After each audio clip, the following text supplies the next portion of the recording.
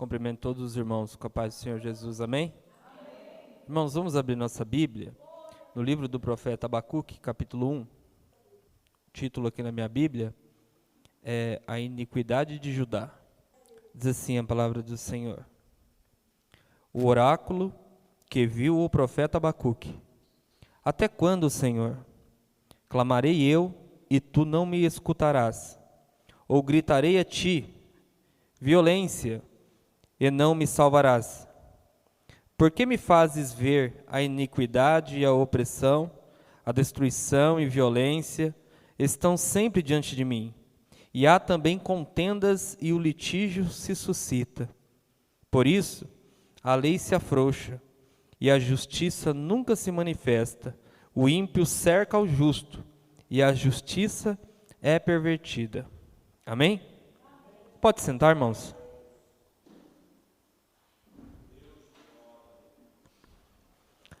Deus possa abençoar cada um de nós. Estamos aqui hoje, dedicando nosso tempo ao Senhor, a adoração a Ele. Todos nós que estamos aqui, temos um compromisso com o Senhor e temos a necessidade da graça divina constantemente. Eu acho que isso o que nos move é esperar e confiar inteiramente no Senhor. Hoje nós vamos falar a respeito de um profeta que estava profundamente triste e amargurado em relação à situação espiritual que se encontrava o seu povo, a nação de Judá. Aqui nós estamos falando do profeta Abacuque. Como vocês viram no texto, nós não temos nenhuma informação deste profeta, a não ser o seu nome, Abacuque.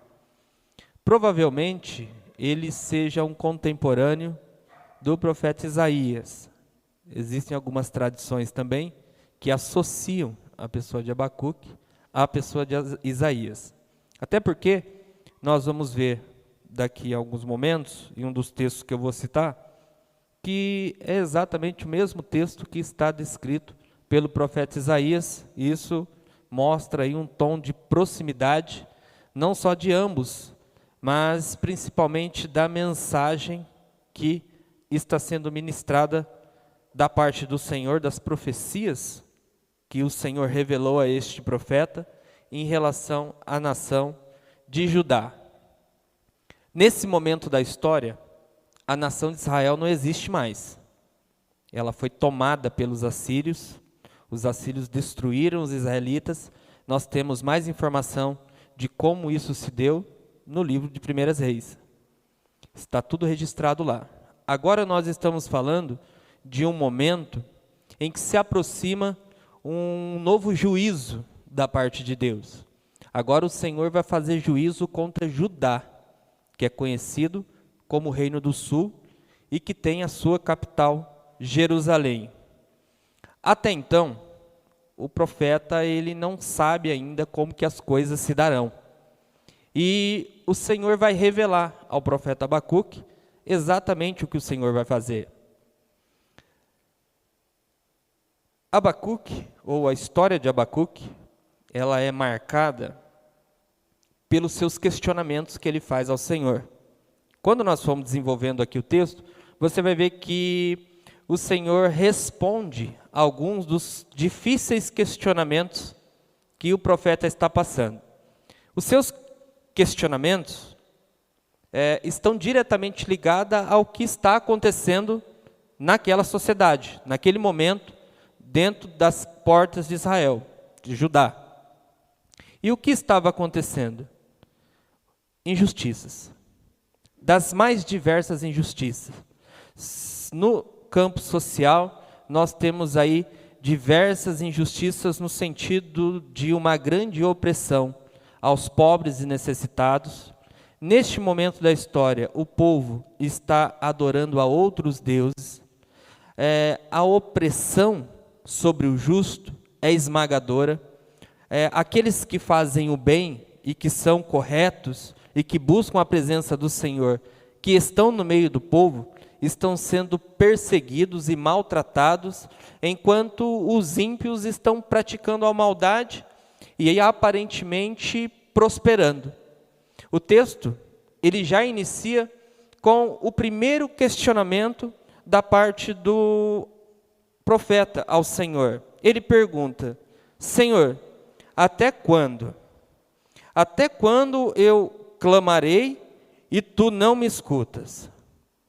É como que de tempos o profeta, como um homem justo da parte do Senhor, ele vem clamando em relação a essas muitas coisas que estão acontecendo, e parece que Deus não escuta, parece que Deus não está se importando, parece que Deus não está dando atenção a todos os momentos que ele grita sobre a violência e o Senhor não o salva. Todas as vezes que ele grita sobre a iniquidade e a opressão e o Senhor não o salva. Todas as vezes que ele grita por causa da injustiça que o justo está sofrendo, mas o Senhor não salva. Esses são os primeiros questionamentos que já abrem aí caminho para um diálogo entre o profeta e o Senhor. Imagine se você no lugar dele, um homem justo, que procura fazer o bem, fazer todas as coisas direito, mas está sendo oprimido por pessoas injustas, que não têm um compromisso com o Senhor, que abominam a lei do Senhor, que já abandonaram a aliança do Senhor e estão produzindo muita dor e sofrimento em meio ao povo, e está fazendo com que os justos paguem e façam os justos paguem por causa da desobediência dos ímpios. Então, a pergunta aqui é uma pergunta que até hoje muitas pessoas se fazem. Por que existe o mal? Ou por que os malvados se dão tão bem em um mundo que é governado por um Deus tão bom e justo? Por que existe o mal em um mundo governado por Deus? Este questionamento que hoje é usado pela maioria dos ateus e também por alguns cristãos que têm pouco conhecimento e experiência com Deus, é antigo, é uma pergunta já que foi feita lá atrás, com um homem que, olhando para a sua realidade, para a sua sociedade, não achava a resposta, que quanto mais clamava a Deus, Deus não se movia na direção de fazer alguma coisa, Deus não tomava uma atitude diante dos olhos dele, porque ele estava gritando por salvação, um justo, clamando por salvação, mas que não vinha resposta da parte do Senhor. Então, essa foi a primeira pergunta. Primeira de duas. Existem duas questões aqui, duas respostas e, por fim, um hino de adoração. Todo o livro ele é dividido dessa maneira. Uma primeira pergunta ao Senhor, um primeiro questionamento ao Senhor, o Senhor vai e responde. A resposta não vai agradar muito a pessoa do profeta, mas como o Senhor vela pelos seus propósitos, por sua vontade, independente se não é a resposta esperada, é a resposta de Deus. No segundo momento, o profeta vai tornar a questionar a Deus. Lógico que os questionamentos feitos pelo profeta Abacuque não são perguntas que tentam apertar a Deus, como que colocar a Deus contra a parede, como a exigir uma resposta da parte de Deus. Mas são questionamentos de uma pessoa que está frustrada. Por quê? Porque na visão dele, o mal, a maldade, está como que reinando em um mundo de um Deus justo e bom. E ele quer uma resposta em relação a isso. E a resposta virá da boca do Senhor a partir do versículo 1. Acompanhe comigo aí na sua Bíblia. Abacuque capítulo 1, no versículo 5. Diz assim: Vede entre as nações, e olhai, e maravilhai-vos, aqui é Deus falando, e admirai-vos, porque eu realizo em vossos dias uma grande obra, que vós não crereis quando for contada. O Senhor diz que vai fazer uma grande obra, respondendo ao questionamento do profeta, porque os ímpios estão prevalecendo, porque o Senhor não escuta o seu clamor. E o Senhor, em virtude disso, diz a ele: não, eu vou fazer uma grande obra, eu tenho uma obra maravilhosa que eu vou fazer, que quando vocês ouvirem, vocês não vão acreditar que fui eu que fiz. A questão é que no versículo 6 ele continua: eu levanto os caldeus, uma nação feroz, impetuosa, que marcha sobre a largura da terra para se apoderar de moradas que não são suas. Ela é terrível e pavorosa, e dela mesmo sai o seu juízo e a sua dignidade. Os teus cavalos são mais ligeiros do que os leopardos, e mais ferozes do que os lobos à tarde. Os seus cavaleiros espalham-se por toda parte, e os seus cavaleiros vêm de longe, voam como a águia que se apressa a devorar.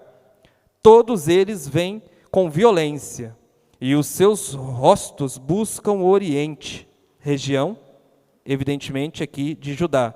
E eles congregam os cativos como areia. Eles juntam aqueles que eles levam cativo como se juntasse uma mão de areia. Eles escarnecem dos reis e dos príncipes, fazem zombarias. Eles se riem de todas as fortalezas, porque amontoando terra as tomam. Então passam como passa o vento e seguem. Mas eles são culpados, esses cujo próprio poder é o seu Deus. Imagine a pergunta do profeta: por que a maldade prevalece? Imagine o clamor do profeta, clamando pelo seu povo. E aí o Senhor diz que fará uma grande obra. E quando o Senhor diz que fará uma grande obra, o que é essa grande obra? A grande obra é que o Senhor vai trazer um castigo para esse povo. Ele está orando pelo povo, está clamando diante dos muitos problemas que está acontecendo no meio do povo de Judá. E o Senhor diz: eu vou fazer uma grande obra em Judá. Que grande obra é essa? Trarei destruição. Eu vou destruir a Judá. E eu vou suscitar uma nação poderosa contra Judá. O Senhor já estava falando a respeito de um juízo eminente às portas da cidade. O que acontece? Não é por acaso. Não é por acaso que o Senhor vai levantar um povo para julgar o seu povo. O Senhor já tinha dito isso lá atrás. Quando nós vemos aqui no livro de Deuteronômio, o texto que o Senhor adverte a nação, ainda quando ela está na sua peregrinação, o início da sua peregrinação, o Senhor lembra a nação das bênçãos e das maldições. As bênçãos acompanham, ou são resposta, ou consequência, da obediência do povo. Quando o povo fosse obediente, o Senhor abençoaria, e faria o povo de Israel prosperar, como fez em diversos momentos em que houve um avivamento espiritual, houve uma devoção verdadeira, um coração voltado a Deus, Deus fez prosperar esse povo. Mas nós não podemos esquecer das maldições, as maldições que Deus lança, né? Deus, ele amaldiçoa, por isso ele é Deus. E todas as vezes que o povo se voltasse contra Deus, esquecesse da aliança, preste atenção porque isso também vale para nós, esquecesse da lei do Senhor, o Senhor viria com maldição sobre o seu povo. E aqui um texto para a gente fazer lembrança desse momento, é o texto de Deuteronômio 28, eu vou ler aqui só poucos versículos, e você somente escuta, diz assim: assim servirás aos teus inimigos, que o Senhor enviará contra ti, em fome e sede e nudez, e em falta de tudo. Sobre o teu pescoço ele porá um jugo de ferro, até que te tenha destruído. O Senhor levantará contra ti uma nação de longe, da extremidade da terra, veloz como a águia, nação cuja língua não entenderás, nação feroz de aparência, que não terá respeito pelo velho, nem compaixão pelo moço. Ela devorará as crias dos teus animais e o fruto do teu solo, até que seja destruído. não te deixará trigo, nem vinho, nem azeite, nem as crias de tuas vacas e das tuas ovelhas, até que tenha consumido. Aqui eu poderia continuar, mas o texto é muito longo. Por que eu voltei nesse texto? Porque o Senhor está executando agora justiça contra o seu povo a partir de coisas, ou com base em verdades, e regras e oráculos que ele já tinha determinado lá atrás. O Senhor já tinha deixado bem claro que se o povo se desviasse, o Senhor alcançaria o povo de Israel novamente, com as mesmas pragas, por exemplo, nós temos isso também lá, que ele suscitou no Egito. Traria o mesmo castigo ao seu povo, com um fator de dosimetria até maior, como nós estamos vendo aqui. Os cativeiros, a destruição e a invasão da Síria foi um evento terrível. Se você pensar bem, o Egito ainda sobreviveu à ação divina. O Senhor ainda teve compaixão e não destruiu por todo o Egito. Mas não foi isso que a Síria fez com Israel. E agora nós estamos vendo uma segunda nação que está às portas para executar um grande juízo sobre a casa de Judá, a casa de Davi, sobre a santa cidade onde está o templo de Deus, morada do Altíssimo. Não ficará pedra sobre pedra que não seja derrubada. E o Senhor está falando que a grande obra, a resposta do Senhor ao profeta, o profeta ele está esperando o que de Deus? Que Deus mude isso, que Deus puna, na verdade, somente os injustos. Mas, na verdade, o Senhor vai trazer justiça sobre todos. Todos. E a questão é, como o mal pode existir em um mundo governado por um Deus bom? Qual é a resposta do Senhor para ele? Eu vou trazer juízo sobre vocês. Então, no versículo 12, ainda no capítulo 1, nós temos a segunda pergunta do profeta. A primeira pergunta não foi respondida. O Senhor deu uma resposta completamente diferente do que ele esperava. Porque o Senhor pode falar exatamente o que ele quiser. Ele diz assim na segunda pergunta, versículo 12. Não és tu, desde a eternidade, ó Senhor meu santo, nós não morreremos. Ó Senhor, para juízo opuseste, e tu, ó rocha, o fundaste para castigar. Tu és tão puro de olhos que não podes ver o mal. Ele falando ao Senhor. E a opressão não podes contemplar. Então por que toleras os que procedem traiçoeiramente? Por que te calas? O profeta perguntando a Deus, perceba. Por que te calas quando o ímpio devora aquele que é mais justo que ele? Esse é o questionamento do profeta a Deus. Ele está perguntando a Deus. Em outras palavras, por que Deus te cala e por que tu toleras a maldade? Por que o Senhor está calado e não diz nada? É isso que ele quer saber. Ele está vendo a maldade ao seu redor. Ele está vendo uma nação poderosa, como o Senhor acabou de dizer. Esse momento específico de Abacuque era um momento de ascensão do império da Babilônia. Era um momento de glória, um momento de ouro do reinado. Ainda o reinado de Nabopolassar. E ele quer saber, diante de tudo isso, por que o Senhor está tolerando? Por que o Senhor tolera uma nação tão impiedosa, tão má, cometendo tantas atrocidades? Porque como nós vimos a descrição aqui dessa nação, ela junta os cativos de guerra como se ela estivesse pegando areia com a mão, aos montes. Cavalos velozes, cavaleiros poderosos em batalha, que passam como se passasse o vento. Na verdade, todo o mundo antigo estava perecendo na mão dos caldeus. E o profeta pergunta, por que você está calado, Senhor? Por que te calas? Por que não fala nada? Por que o Senhor está tolerando tudo isso? O Senhor não vai agir? O Senhor não vai fazer alguma coisa? O Senhor não vai resolver esse problema? É mais ou menos o questionamento que às vezes nós fazemos, né?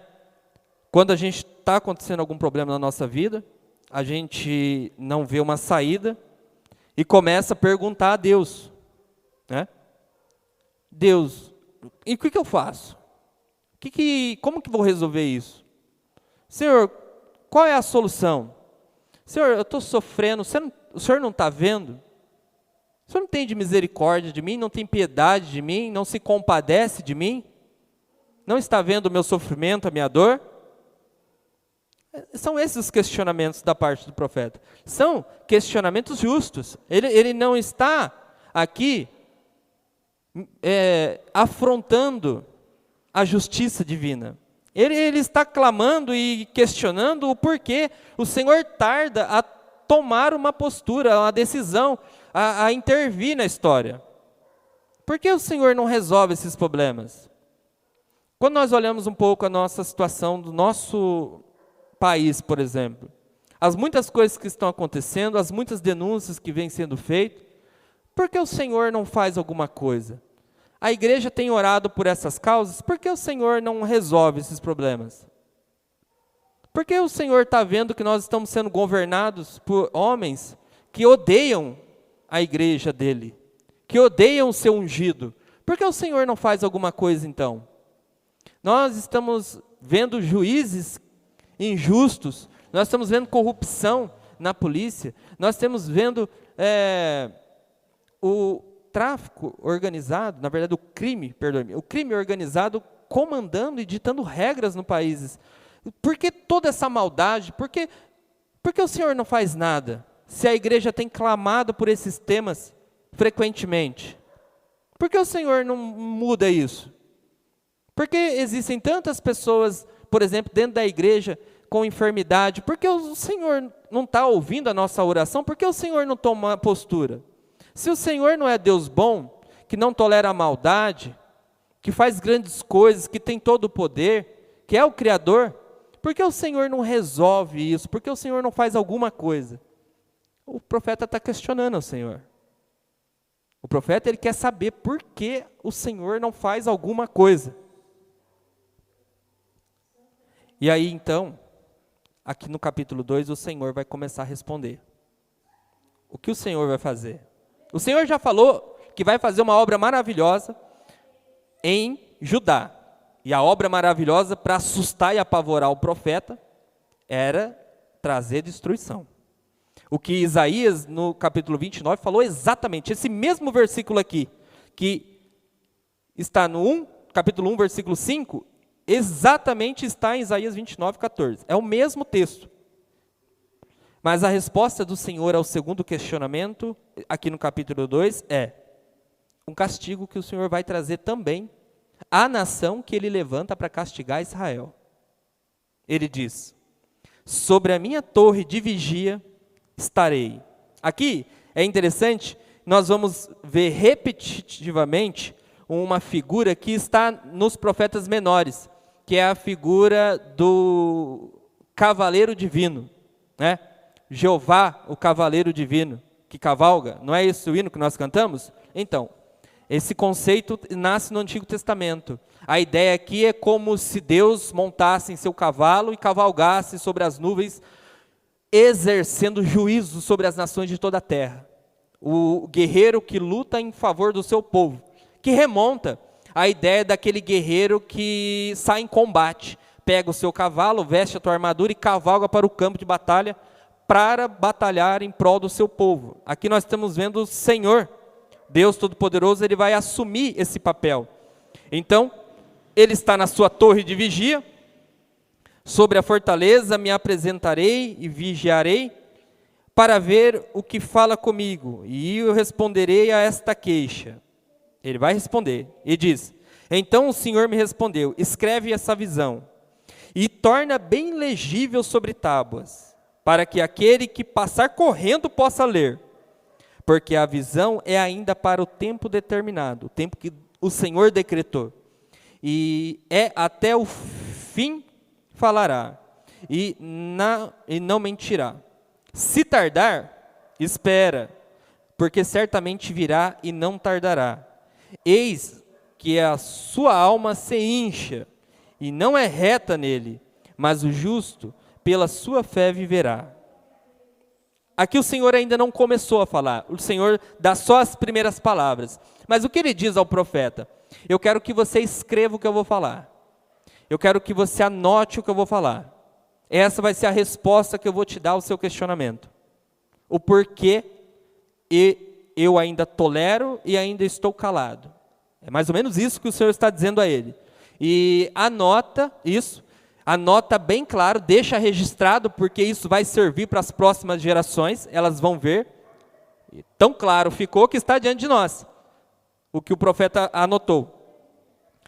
E, embora possa tardar, o Senhor deixa claro que não vai falhar, certamente virá e não tardará, falará e não mentirá. Mas o que o Senhor deixa claro aqui?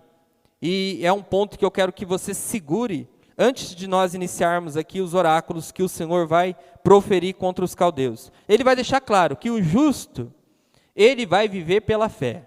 Esse é o primeiro ponto de esperança que nós temos aqui no texto. Ele quer deixar claro ao profeta Abacuque, diante de toda essa injustiça, o que vai ser do justo? O justo, ele vai viver pela sua fé.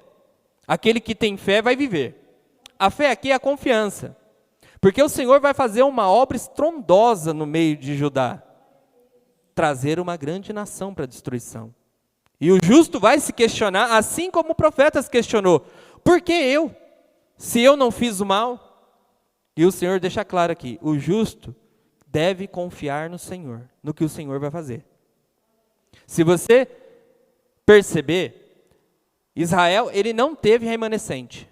Mas Judá teve um remanescente que 70 anos depois retorna para a reconstrução de Jerusalém. Então, eu não tenho dúvida que os justos estão dentre o remanescente que o Senhor preservou.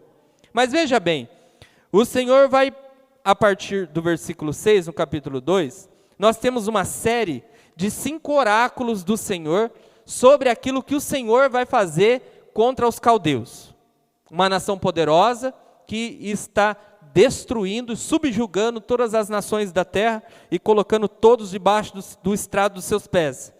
O primeiro oráculo está nos versículos 6 ao 8. E o Senhor fala aqui que os caldeus, a Babilônia, são saqueadores, são ladrões, mas vão ser saqueados. São salteadores que levam os bens, os espólios de guerra de todos os povos, levam até as suas crias, mas eles serão saqueados pela vontade do Senhor. O próprio Senhor vai lhes enviar saqueadores, que é uma nação que mais tarde o Senhor levantará para tomar esses bens que foram adquiridos de uma maneira ilícita pela Babilônia. Dos versículos 9 ao 11, a Babilônia se apresenta como um grande conquistador de povos, mas o Senhor vai fazer aquilo que o grande conquistador tem mais medo, que é ser envergonhado. O Senhor vai trazer vergonha ao conquistador. Por quê? Porque o grande conquistador vai ser conquistado. Dos versículos 12 até o versículo 14, nós temos a informação de que a Babilônia é um construtor que fez uma construção que caiu. Imagine a vergonha e a desonra para um construtor que levantou uma casa e a casa caiu, né? Então, Babilônia é um construtor que se ergueu, mas para sua vergonha vai cair. E dos versículos 15 até o versículo 18, nós temos a informação também de que o orgulho com que se orgulha, a soberba do coração que fez altiva a Babilônia, vai se desfazer. E o Senhor a envergonhará diante de todos os povos no dia da visitação. Vai tardar? Pode tardar, mas não falhará. O dia que o Senhor vir, Ele vai fazer justiça de tal forma que todas as nações da terra olharão para a Babilônia e vão caçoar dela, vão zombar dela, vão rir dela, diante de tamanha vergonha que o Senhor fará com esse povo. E dos versículos 19 e 20, o Senhor vai silenciar a idolatria. Desses 5 oráculos do Senhor, as 5 palavras do Senhor, vamos pegar aqui a última. Idolatria silenciada. Diz assim, versículo 19, estamos no capítulo 2. Ai daquele que diz ao pau, acorda, ou à pedra, muda, desperta. Pode isso ensinar? Está coberto de ouro e de prata, no seu interior não há espírito algum. O Senhor, porém, está no seu santo templo, e cale-se diante dele toda a terra. Aqui está um ponto só desse oráculo que o Senhor fala a respeito da Babilônia. A Babilônia era uma nação politeísta, existiam muitos deuses, e esses deuses, assim como os deuses de todos os povos, são deuses mortos. E o Senhor vai mostrar isso. O Senhor vai fazer uma obra tão grande na Babilônia, que todos os seus deuses serão confrontados. E os homens que adoram os seus deuses, os caldeus, eles vão se chocar com a ideia de que os seus deuses não respondem. E diante disso, o Senhor estará no seu santo templo, ordenando que se calem. Aqui estão as 2 respostas. A primeira resposta, completamente diferente do que o profeta queria. A segunda resposta, também. Mas, embora seja diferente do que ele queria, o Senhor pôde mostrar para ele que o Senhor fará justiça. Dentre essa resposta, o ponto central aqui do capítulo 2 está nos versículos 4, que o justo viverá por sua fé, e no versículo 14. Porque o versículo 14 diz respeito a algo que nós esperamos como a maior de nossas esperanças. O dia que a terra se encherá do conhecimento da glória do Senhor, como as águas que cobrem o mar. Uma coisa sobre o mal que nós precisamos entender. O mal, ele existe neste mundo, o mal é uma realidade, porém, o mal, em todas as épocas, porque o Senhor governa, vem sendo condenado e julgado e condenado na ordem. O Senhor sempre está agindo contra os que produzem a maldade. O Senhor sempre atua contra os que planejam, intentam maldades contra os outros ou contra o próprio Deus. Tudo isso está diante do Senhor. Mas virá o dia, e esse dia chegará, em que toda a maldade será exterminada da face da terra. Nós vamos ver a extinção do mal, que é uma realidade que ainda não vivemos. Nós sabemos que o Senhor está julgando o mal e está agindo contra o mal, protege a sua igreja contra o mal, mas nós sabemos que a extinção completa do mal só poderá ocorrer quando toda a terra se encher do conhecimento de Deus. Os homens maus não conhecem a Deus, os maus sequer sabem quem é Deus. Os homens que vivem na maldade não têm respeito de Deus, não imaginam quem é Deus, não tiveram um compromisso, não tiveram um encontro verdadeiro com Deus. Acho que essa é a razão da maldade. Homens sem Deus no mundo. Os que praticam o mal são pessoas que não têm Deus. Os que vivem na prática do pecado são pessoas que não têm Deus. Por isso vivem assim. Mas vai chegar um tempo em que o mal não existirá. E isso acontecerá o dia que o conhecimento de Deus se espalhar por toda a terra.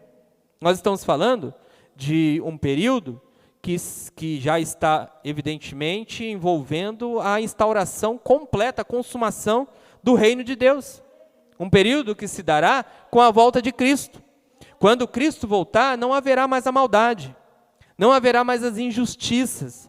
O reino, conforme Isaías profetizou, é um reino cuja paz jamais haverá fim.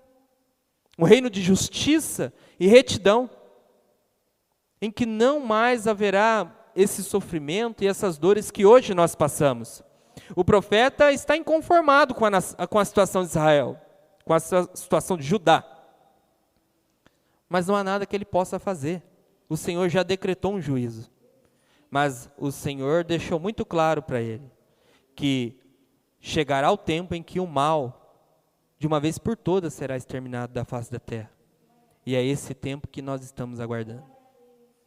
Esse tempo ainda não chegou. Mas o que eu faço enquanto isso? Você vai fazer aquilo que o Senhor ordenou a Abacuque. Vai viver pela fé. Vai viver pela fé. Existem pessoas que vivem com a confiança nas suas riquezas.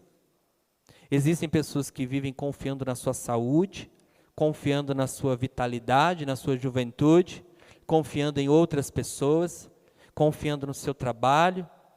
A vida sempre está diretamente dependente de alguma coisa. Aqui nós precisamos fazer o que o Senhor ordenou a Abacuque. O justo, não é o ímpio, o justo vai viver da fé. O justo vai viver pela fé, por meio dela. Aqui, fé está diretamente ligada à confiança em Deus. O César leu o texto de Hebreus no capítulo 11. Falou do texto de Hebreus no capítulo 11. Foi o César ou foi a irmã? Foi o César, né? Isso. E era exatamente um dos textos que eu tinha preparado. Um texto importante. Nós temos ali várias pessoas. E o que todas elas têm em comum? Elas viveram pela fé. Abraão foi chamado pelo Senhor. Sai da tua terra, da tua parentela. E ele creu no Senhor e saiu. Ali ele começou a sua história. Ali ele foi justificado pela fé. Por quê? Porque ele confiou no Senhor. Noé foi divinamente avisado sobre um dilúvio. E ele fez o que tinha que ser feito. Uma arca. Por quê? Porque ele confiou no Senhor. Bem como muitos outros exemplos que estão ali no livro de Hebreus, e que todos eles têm em comum. E a razão de todos eles serem lembrados, uma só: viveram pela fé. Eles confiaram em Deus. Viveram em tempos difíceis, de muita impiedade, maldade, viveram contra a esperança, viveram em tempos em que a maldade estava por todas as partes, foram expostos a situações das mais diversas, condições de tudo que você imaginar, todos os perigos que estão aí fora no mundo, mas todos eles confiaram no Senhor. E todos eles são considerados vitoriosos da parte do Senhor.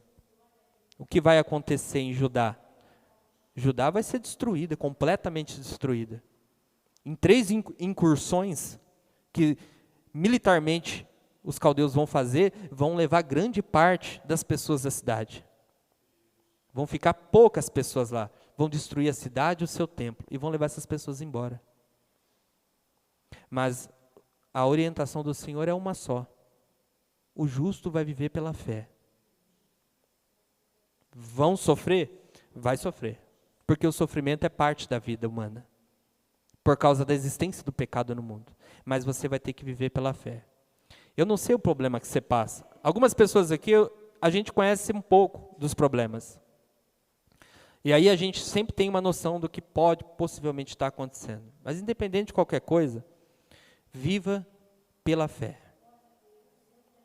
Viver na confiança de Deus. Você não tem nada. Você não tem nada. Você aqui não tem nada. Todos que estamos aqui, ninguém tem nada. A única coisa que nós temos é Deus. Você não tem nada que te dê garantias fixas, garantias e certezas de que as coisas vão dar certo. Não existe. Tudo é Deus. Você faz um projeto, mas você não sabe de nada, você não sabe do que vai acontecer com a sua vida. Mas a única garantia que nós temos é Deus. Por isso que o justo viverá pela fé. Por isso que o tema da justiça pela fé é um tema antigo. Por isso que o apóstolo Paulo, por exemplo, no Novo Testamento, quando ele vai utilizar desse conceito, e ele lembra das palavras de Abacuque, ele deixa claro que o justo vai viver pela fé. Independente do sofrimento. Quando nós olhávamos para Cristo na cruz, uma pessoa desavisada, que não sabia que ali estava o Filho de Deus, autor da vida, quando o viram morrendo, aquilo era para muitos sinal de derrota. Mas ali era a manifestação do autor da fé. O que parecia derrota, na verdade, era vitória. E o Cristo ressurgiu dentre os mortos, e pela fé, pela confiança na pessoa dele, todos nós somos salvos. As palavras dele que retornaria ao terceiro dia se completaram, se concluíram. Então, agora, sabendo Abacuque, que o mal está com seus dias contados, sabendo que o Senhor, embora está usando uma nação mais injusta do que Judá, não vai deixar com que os pecados dessa nação fiquem impunes. O Senhor não tomará o culpado por inocente. Agora, sabendo que há uma esperança, e a esperança é a justiça que vem da fé, então Abacuque aparentemente está satisfeito com as respostas do Senhor. E vai proferir, então, o que no capítulo 3 nós chamamos de uma canção, ou uma adoração, ou uma oração, como assim é apresentada, a oração de Abacuque. É uma oração que se dá em meio ao lamento. Porque quando você olha aqui a oração do profeta Abacuque, conforme Sigionote, esse Sigionote aqui é uma expressão, inclusive, que não tem uma tradução certa para esse termo, mas o entendimento que se tem é uma canção que se dá em meio ao clamor, em meio ao sofrimento, é uma canção triste. Mas quando nós vemos a estrutura da canção, nós vemos que, embora o começo do livro é triste, parece que ela se converte em alegria. E toda essa tristeza que está diante dele, em todos os problemas, e toda essa invasão, e todo o sofrimento e a dor que isso vai causar, mesmo assim, mesmo em meio a todos esses acontecimentos, há uma razão de alegrar-se, há motivo de alegria. E o motivo de alegria não pode ser outra, a esperança que ele tem no Senhor. O justo, ele vive confiando no Senhor, por isso que ele tem esperança. Quem não tem esperança porque não confia em Deus. Eu digo isso com convicção. Quem não tem Deus não tem esperança. Você pode olhar para qualquer uma dessas pessoas que estão aí fora. Se eles não têm Jesus na vida deles, eles não têm esperança. E se tiver uma esperança, é falsa. Porque a esperança ela não é pro aqui, pro agora. A esperança envolve coisas que sequer vemos com os olhos, mas esperamos. São coisas maiores e que transcendem o momento presente. Vamos ler essa oração? Diz assim, o profeta: ouvi, Senhor, a tua palavra e temi. Aviva, Senhor, a tua obra no meio dos anos. E no meio dos anos faze conhecida. Na tua ira, e ele sabe que a ira virá. No dia da tua ira, ele diz, lembra, Senhor, da misericórdia. Deus veio de Tamã, e do monte de Padã vem o santo. A sua glória cobre os céus, e a terra enche do teu louvor. O seu resplendor é como a luz. Raios brilhantes saem da tua mão, e ali estão o esconderijo da tua força. Adiante dele vai a praga. Olha para você ver. E conforme Deus vai andando, adiante dele vai a praga. E a peste segue os seus pés, para fazer tremer a terra. Olha e sacode as nações. Os montes perpétuos são esmiuçados, e os outeiros eternos se encurvam. Os caminhos de Deus são eternos. Vejo as tendas de Cusã em aflição, e as cortinas da terra de Midian tremem. Acaso é contra os rios, Senhor, que está irado? É contra os ribeiros a tua ira? Ou contra o mar o teu furor? Já que andas montados nos teus cavalos, nos teus carros de vitória? Descoberto está o teu arco, e a tua aljava está cheia de flechas. Tu fendes a terra com os rios, e os montes te veem e tremem. A inundação das águas passa, o abismo dá a sua voz, e levanta suas mãos para o alto. O sol e a lua param nas suas moradas, ao brilho das tuas flechas, e ao resplendor do teu relâmpago da tua lança. Com indignação marchas pela terra, com ira trilha as nações. Tu sais para o salvamento do teu povo e para salvar o teu ungido. Aqui nós estamos vendo a figura do guerreiro divino, Jeová com seu cavalo montado, com suas flechas que brilham mais do que o sol, cavalgando por cima das nações para salvar o seu povo. Isso não aconteceu, tá?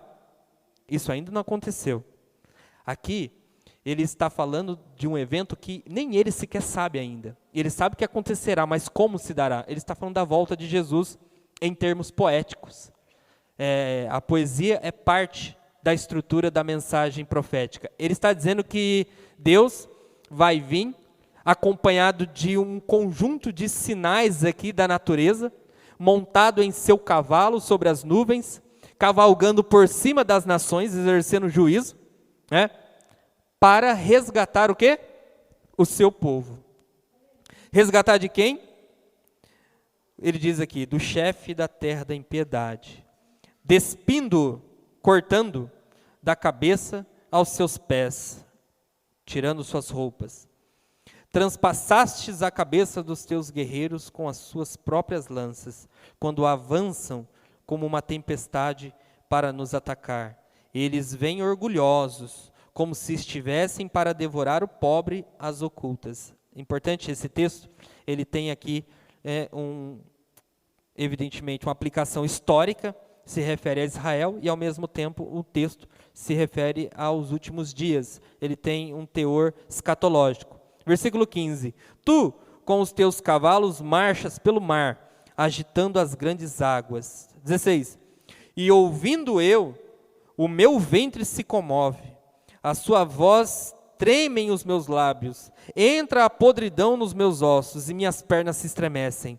Contudo, ele vai fazer o que o Senhor disse lá atrás. O que o Senhor disse? Contudo, eu esperarei, paciente, o dia da angústia que virá contra o povo que nos invade. E ainda que a figueira não floresça, e que nem haja fruto na vide, e que ainda que o produto da oliveira minta, e os campos não produzem o mantimento, ainda que as ovelhas sejam exterminadas, e nos currais não haja gado, todavia eu me alegrarei no Senhor e exultarei no Deus da minha salvação. O Senhor é a minha força, toma os meus pés como as corças, e me faz andar sobre lugares altos. Dias assim virão. Ele diz consigo mesmo, ainda que essas coisas aconteçam.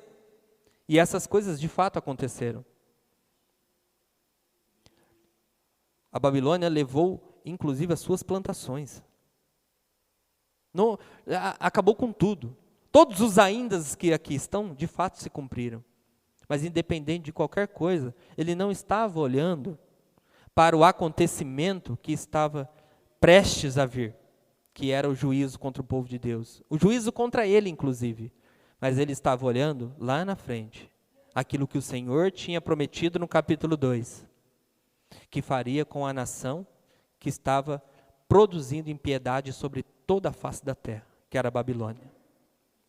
Ele diz assim, eu vou esperar com paciência esse dia. Eu tenho sede de justiça, então eu vou esperar com paciência. Eu tenho sede pela ação de Deus, pela providência divina, então eu vou esperar com paciência esse dia. Nós estamos hoje vivendo esse momento. Nós somos chamados a confiar, e quem confia, espera, aguarda o cumprimento daquilo que Deus falou. Eu me apego muito, irmãos, à palavra de Deus. Eu não tenho dúvida naquilo que Deus diz. Por mais que muitas pessoas considerem a Bíblia como um livro ultrapassado, que as pessoas queiram impor outras fontes de obtenção do conhecimento e da verdade, queiram expressar outras ideias, sinceramente, eu desprezo todas elas e não tenho outra confiança senão na palavra de Deus.